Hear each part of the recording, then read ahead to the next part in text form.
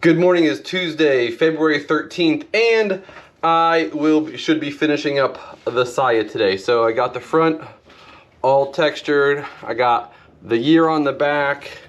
Everything fits in perfectly. So what I should be doing today is getting the snap on, both sides, right?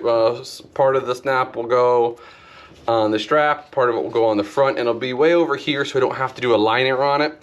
It'll basically be over this area, and then get the whole thing marked for stitches, get it all drilled up, ready to go, and hopefully get it, oh, and I forgot dyeing, got to dye it, because I do tons of leather work.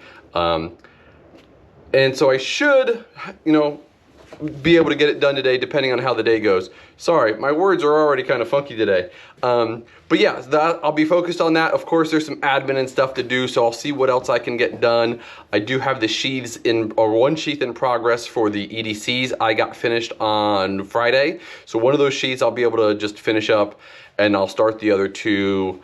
I might do a leather sheath for one of them, just depending on how I'm feeling. But we'll see about that. But I'll at least get the Kydex ones worked on as well today, especially while things on the leather sheath are drying, because you can't work on it during those stages.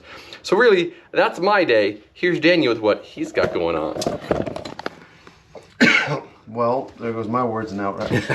It's contagious.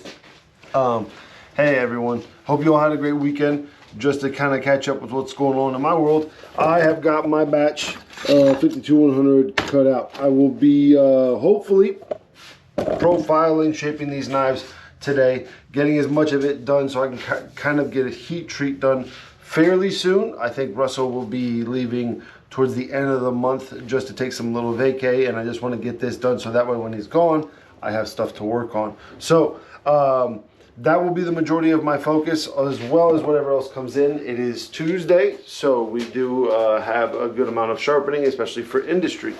So that will be one of the other things we'll probably take a good majority of our time.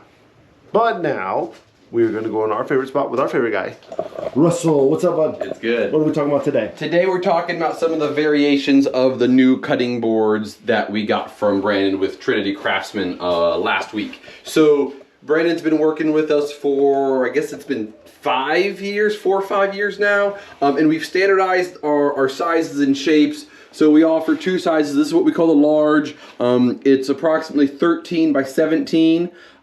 We do them with Texas, with a groove, or without. And so just slightly variations. And then we have what we call the small. So this small size are great for, just like you're making a sandwich or you're just chopping a few things.